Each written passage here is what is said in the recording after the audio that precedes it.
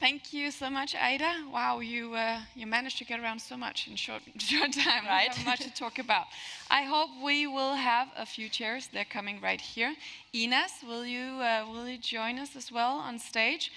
And for this conversation, I just want to say, Ines and Aida, what you have in common, I found, is that you both, as these one-woman armies, have developed these AI solution or used AI solution to this journalistic excavation work. Yeah. And I want to zoom in on how we can kind of inspire others to create new kinds of stories through new kinds of tools. Okay? If you sit over here, I think this one is for me. So, thank you. It's fine. I'll move a little closer to you. All right. Ines, let's start with you. You mentioned it a little bit about being able to, you couldn't have done the story that you actually did without the use of AI, but how did you get the idea to, wow, this is a tool I can use here without knowing what would actually come out of it? I think I've always been interested in new technology and new tools, and it came from elaborating with it during work time, at work and in my free time, because just as we have used Google in creative ways, Facebook in creative ways, we should view generative AI and all these tools just like that, I think. Not as these things we need to master to be able to have fun with and use it in our journalism, but as more of a social media or any other tool we get our hands on and go take it from there. And you mentioned to me to kind of what drove you to dig into the story is that you knew that something was going on, but you have to prove it, right? Exactly, and usually that is like such a bias, and I was very well aware of that, but at the same time I was so sure, like, if I say something about, Sweden is portrayed as a Nazi country in Russian media today, I think most people would be like, yeah, that's like seems fair, that is true. But that gut feeling about what is happening in Arabic media doesn't exist because it is so far away. But every Arab I speak to has the same image. So like it's common knowledge, but for a group that is not our core group. And what was most difficult being kind of a newcomer in trying to work with these tools? What was kind of difficult for you to? Convincing my bosses that this was worth putting time at. Why put 2 weeks on an investigation like this when I can post like 5 articles about quick news? And that is a very fair thing. Like it's economically challenging for many small to medium newspapers to put a lot of time into this, as easy as it gets. But I think you can make it if you actually like plan on it. And Aida, you mentioned this, that you heard this from journalists saying like, well, maybe it could be good, but I don't have the time to find it. I don't have the time to train and know how to use this. But what do you think it is? What are you particularly excited about that AI can do for journalism? What kind of drives you in that aspect? Oh yeah, this is a huge question. I know. In your area, of course.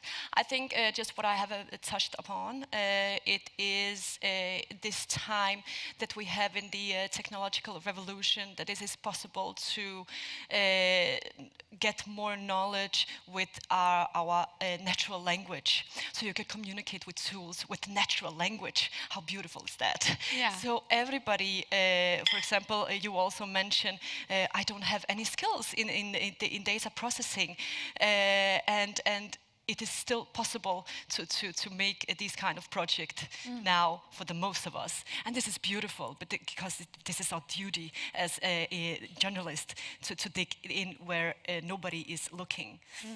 Yes, because even though things are open source, as you mentioned, it's available, it is somewhere. it's kind of difficult to get to or find. Why is that? And what is it OSINT can do? It's a huge jungle. And I get it, it's a huge jungle because individuals like myself are also creating tools, posting them out. And some of them, they are working, some of them, they are not. Most of them, they are not. And some of them, they are working perfect until they are not. So you have to be able to navigate in this system, which can be very, very hard. And if you don't have the time, you don't have the technical skills, it is a huge barrier. Yeah, and then there's the thing about kind of knowing how to look, I want to say, because we have all these tools now, and you started with something like I want to look into this. But how do you inspire other journalists here? How do we all learn to have this new mindset of how to find stories, how to use these tools? You first, Aida. I think incorporate it in your day-to-day work. I use AI very much in my day-to-day work, and everything from the voice function at ChatGPT to identify languages, to be able to ask it about, oh, somebody mentioned this word in a language that seems Eastern European. What could it mean? Oh, that is a city name that was used from this time to this time period. Like this kind of things. And I sometimes joke about the fact that AI is my favorite colleague now. Which isn't completely true, but it's a fun thing to say. And you use it you mentioned for like TikToks, right? You find something and someone is speaking a language you don't understand, and then... Absolutely, like in Sweden I speak mostly about my TikTok journalism, and I do not mean journalism on TikTok, but journalism from TikTok. And AI can be an awesome tool to find the stories there, and I'm sure like OSINT could help with that a lot. Yeah, because you mentioned how journalists are like, okay, I see your point, and then we just turn around and we'll do whatever we used to. Yeah. Isn't that kind of a how we do fix that?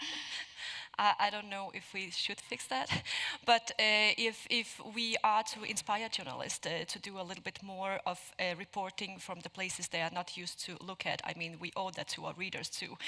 It is essential to teach each other. And also inspire each other with the stories we are making, because we are very much curious, but we are also very much story-driven individuals. So get inspired, read some publications from abroad. How did they do that? How did they find? Can we translate this to Danish context? And just teach each other.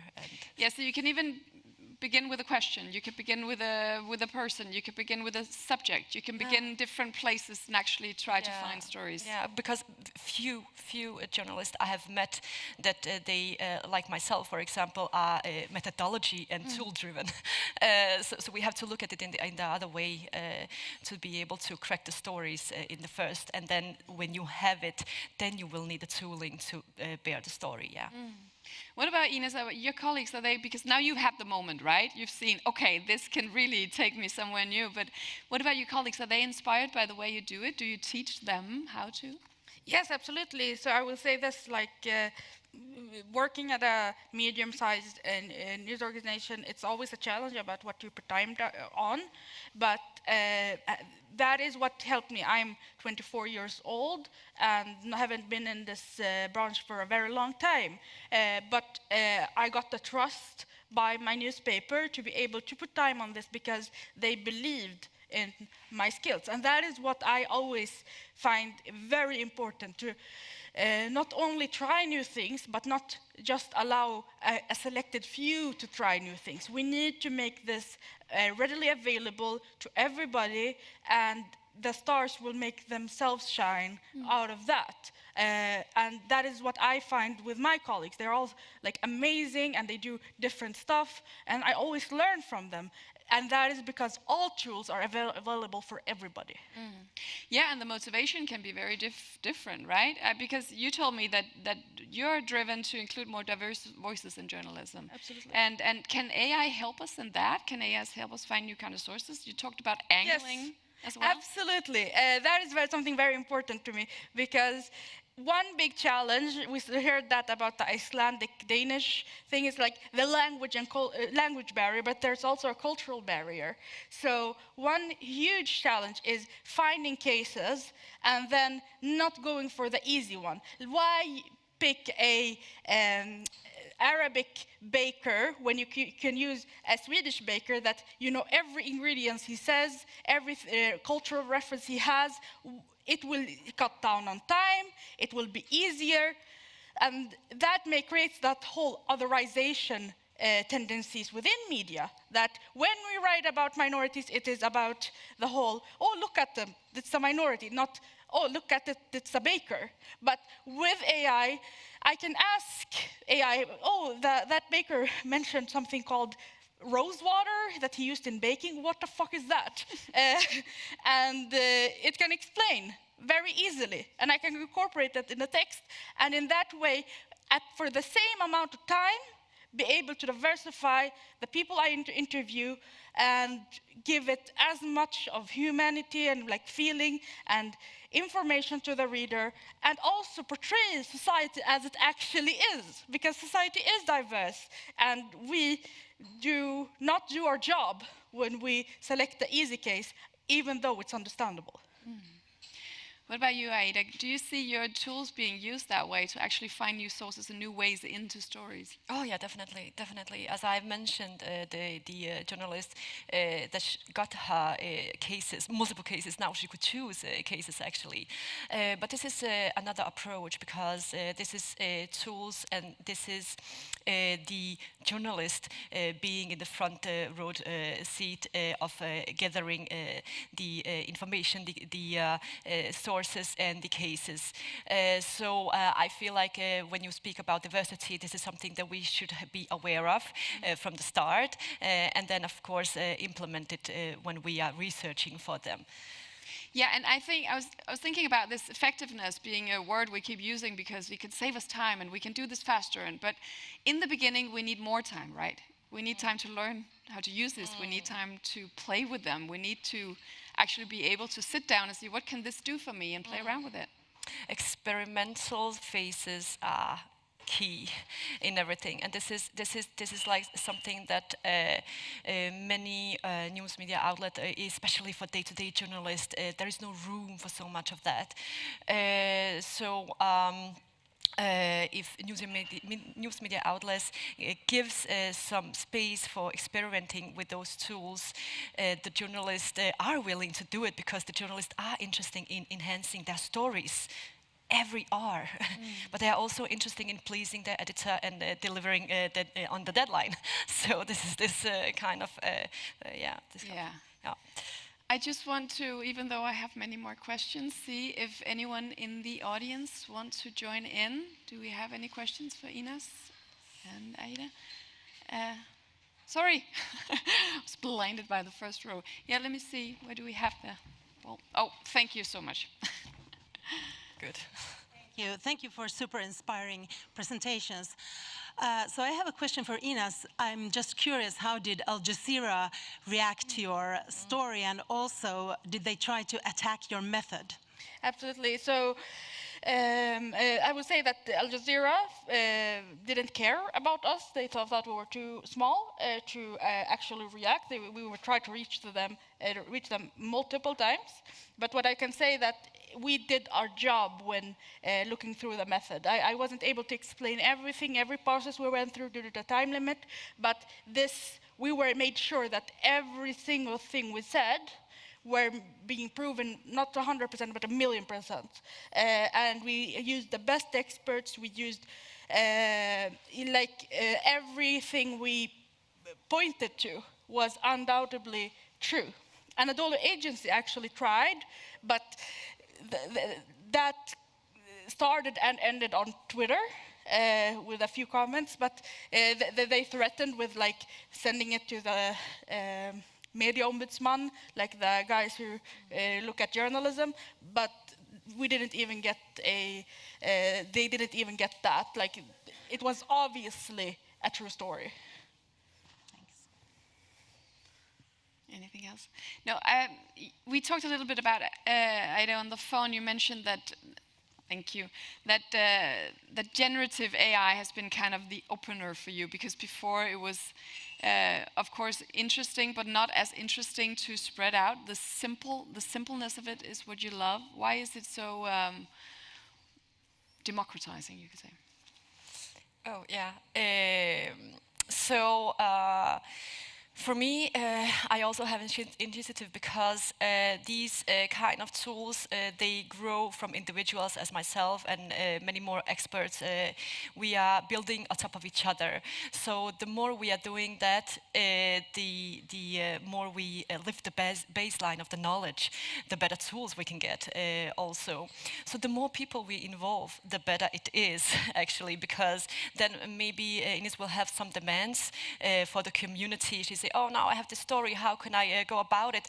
And then she can get some tooling, and if this tooling is not available, people will go and try to make it for her. This is the community that I'm in, it's beautiful. But most of the people that try to get into this, it is very, very, very hard, because it is very open, but it is closed anyway, because you need this expert knowledge. And this expert knowledge is dismelted now with generative AI, because you can get it explained in plain, whatever language you are talking and speaking. So I feel like now I can spread the word so much better. And can I use Nebula and Timeline? No. No. Not yet. Not When yet. can I use Nebula? I have no idea now how it will develop. So No, but do sorry. you have any other ideas you can tease of something you think? I actually have a GPT bot, like is a small version of Nebula that everybody can use.